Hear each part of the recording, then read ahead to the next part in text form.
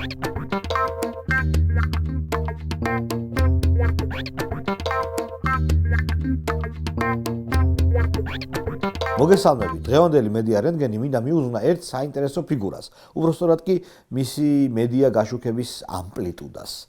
საუბარი გახლავთ შალვა ნათელაშვილზე.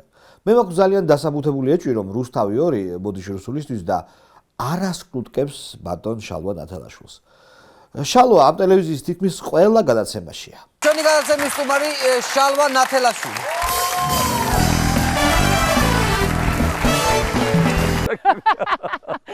ბატეშავა, დამბრძანეთ. ნიჭერის ჟიურის სპეციალური წევრი, ქარიზმატული შალვა ნათელაშვილი.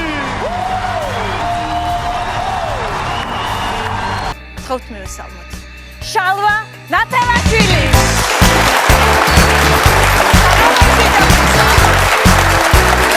მას ყველგან დახვება რუსთავი 2-ის კამერა. ეს სრული კატასტროფაა, როცა არგენტინაში პესო აი ამ დონეზე გაუფასურდა, რაც დაემართა ჩვენ ლარს, ხო? 3 თვეში შეიცვალა 7 პრეზიდენტი.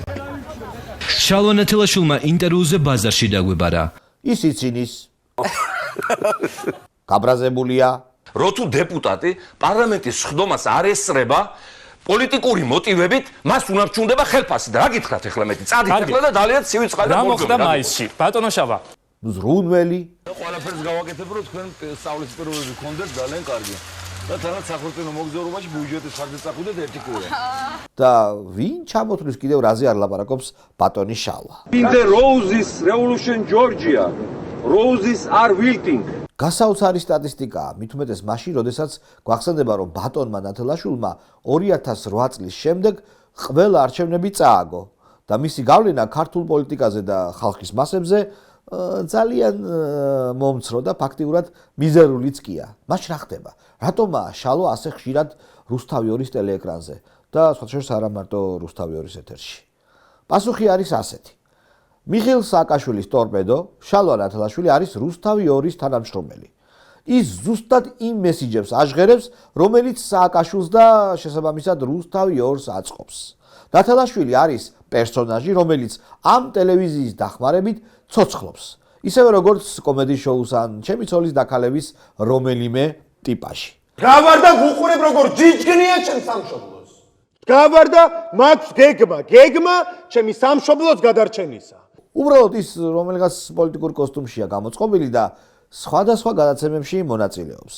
მისი მიზანი არაა არჩევნებში გამარჯვება. მან უნდა ილაპარაკოს ის, რაც სჭირდება მიშას. მე მინდა კომპლიმენტი უთხრა რუსთავი 2-ს ასეთი კარგად ნამუშევრისთვის, რადგან დანარჩენმა ტელევიზიებმაც დაიჯერეს, რომ ნათელაშვილის აზრი მართლაც მნიშვნელოვანია მაყურებლისთვის.